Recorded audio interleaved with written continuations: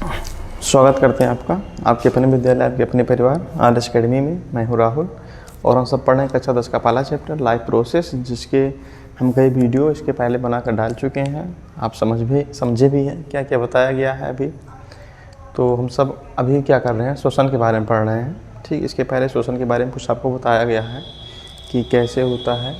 ठीक है, और हम सब कैसे श्वसन लेते हैं, जो जलीय जीव होते हैं वो कैसे श्वसन लेते हैं। तो आज उसके बारे में एक डिटेल अध्ययन करेंगे कि हम जैसे मान लो हम हैं तो हम फेफड़े से श्वसन तो ले रहे हैं फेफड़े से, लेकिन उसमें योगदान कौन कौन करते हैं, साइड हीरो कौन कौन है उसमें।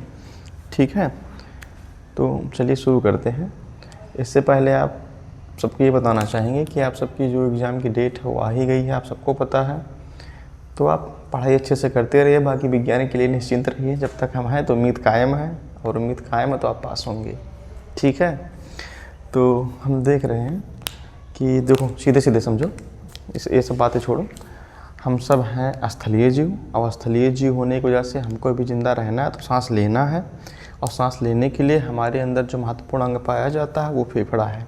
ठीक है, अब फेफड़ा जो सांस लेता है उसमें कौन कौन से अंग या कौन कौन से हमारे बॉडी के पार्ट अपना योगदान निभाते हैं या भूमिका देते हैं, उसके बारे में हम आज समझेंगे। ठीक है, तो एक बार वीडियो बंद हो गई थी तो दोबारा बन रही है भाई, तो आप देखेंगे। ठीक है, मानव श्वसन तंत्र हेडिंग पड़ा हुआ है। तंत्र का मतलब जब कोई काम एक लोग ना कर करके कई लोग मिलकर काम करते हैं तो उसे इकोसिस्टम कहते हैं या तंत्र कहते हैं। हम हों या आप हों, जब कई लोग मिलकर के मतलब कोई काम अकेले ना कर पाए, कई लोग साथ मिलकर के काम करते हैं तो कहते हैं सिस्टम से काम हो गया। तो सेम चीज़ इसमें है, कई लोग मिलकर के या कई पार्ट मिलकर के अपनी भूमिका निभाते हैं श्वसन में, तो इसलिए इसको श्वसन तंत्र कहते हैं। ठीक है, तो सीधे सीधे है कि हम हैं आप हैं, अगर आप जिंदा हैं, जिंदा ज़रूर हैं तभी आप वीडियो देख रहे हैं।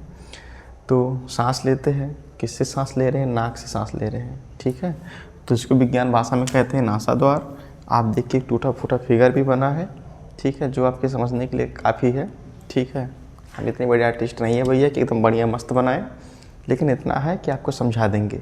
ठीक, तो जानते हैं जो मेन पॉइंट है वही हम आपको बताएंगे, फालतू का ये झमेला नहीं कि क्या क्या होता है। देखो नासाद्वार जो होता है, जो हमारी नाक होती है, ठीक, नाक कोई कहते हैं नासाद्वार। ठीक है, अब इधर देखिए फिगर बना है। ठीक है, आदमी नहीं है लेकिन फिगर बना है कि कैसे कैसे कौन सी पाइप होती है। तो आप देखिए यहाँ ऊपर बना है नासाद्वार, मतलब जो हमारी नाक होती है, नाक से हम सांस लेते हैं।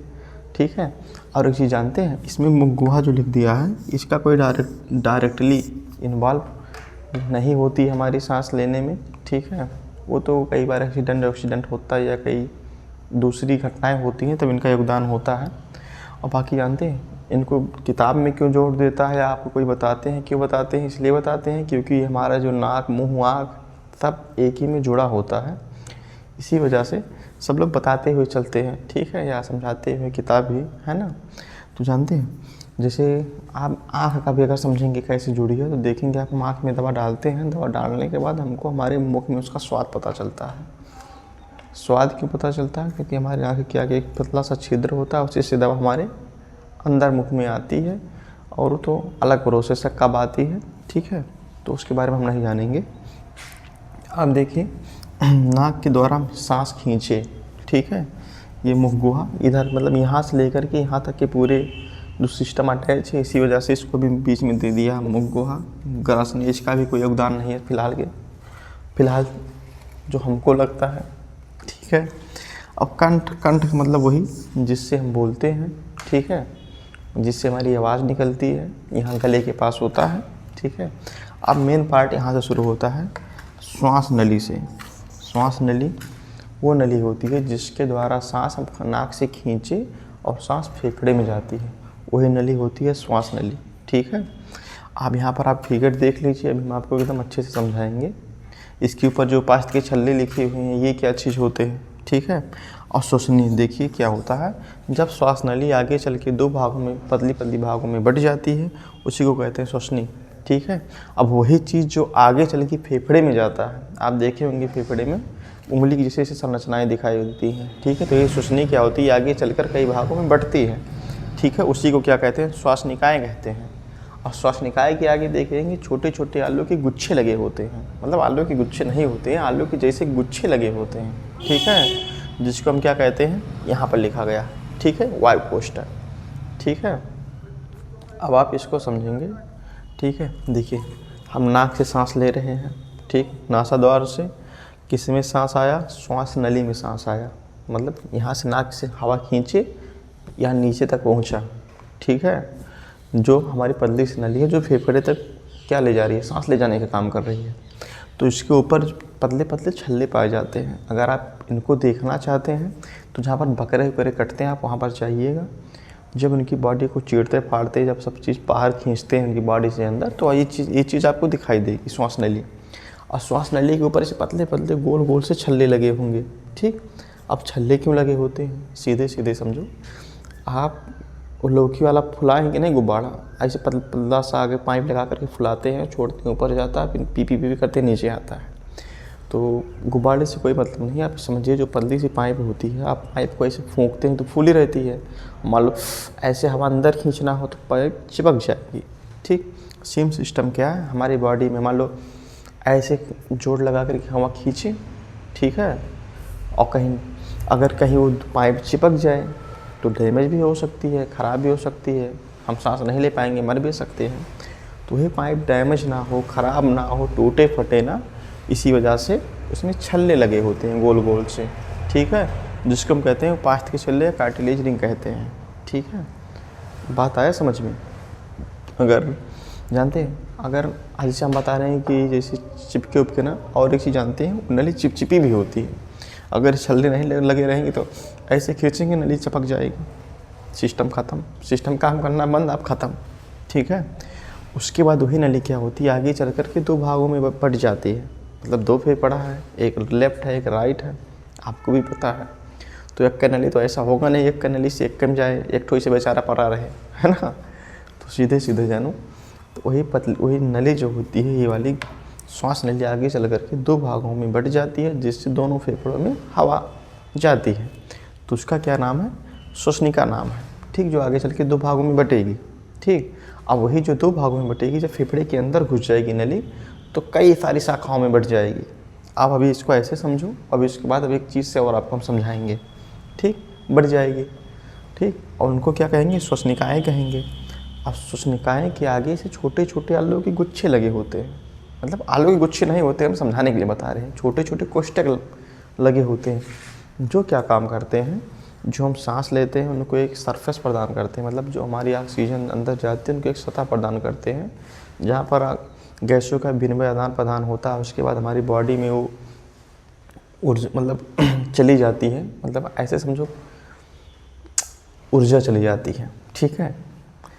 हाँ, तो और जानते हैं एक चीज़, अब इनमें कुछ साइड हीरो भी होते हैं। साइड हीरो का मतलब देखो, मेन हीरो तो यही है, कोशिका मेन हीरो है, हीरो यही है, यही सरफेस प्रदान करते हैं गैसों का आदान प्रदान, ठीक है। यहीं पर कार्बन डाइऑक्साइड, ऑक्सीजन, यही सब एक्सचेंज होते हैं, ठीक है।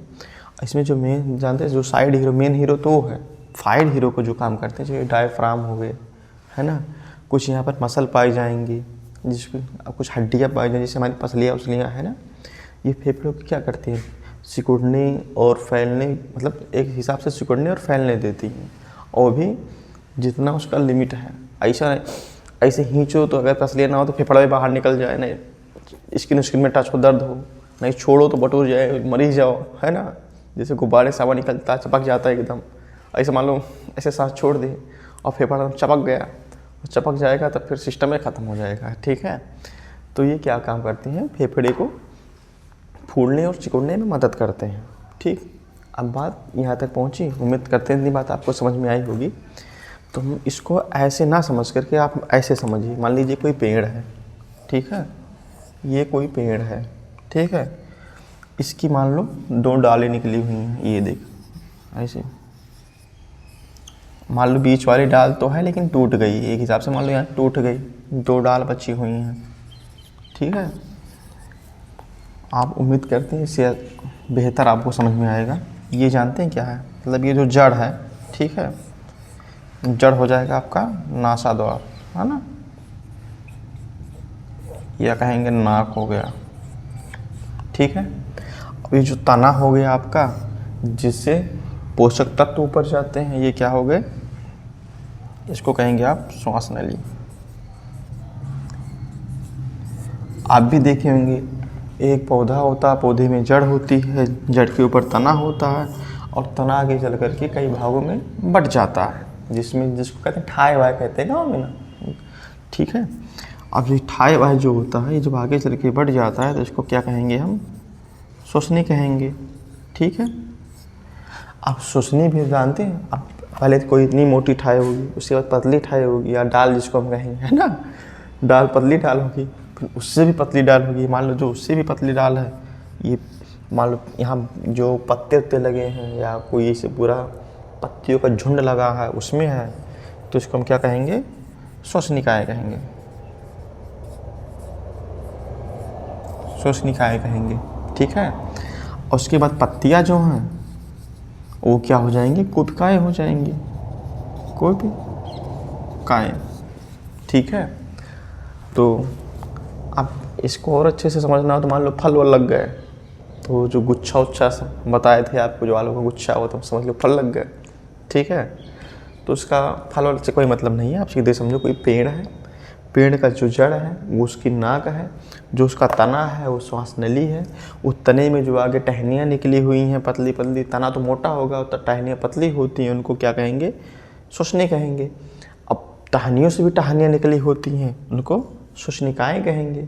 अब टहनियों से जो पत्ते लगे होते हैं उनको हम क्या कहेंगे, कुपिकाएँ कहेंगे, जो मेन सरफेस प्रदान करती हैं गैसों के एक्सचेंज में, ठीक है। तो पूरा सिस्टम यही होता है हमारे सांस लेने का, ठीक है। जो फेफड़ा हमारा सांस लेता है, इतने पार्ट हैं जो उसमें अपनी भूमिका निभाते हैं, जिससे हमारा श्वसन तंत्र एकदम सुचारू रूप से काम करता है। उम्मीद करते हैं इतनी बात आपको समझ में आ गई होगी। तो चैनल को सब्सक्राइब करें, लाइक करें। बहुत बहुत धन्यवाद, मिलते हैं फिर अगले वीडियो में।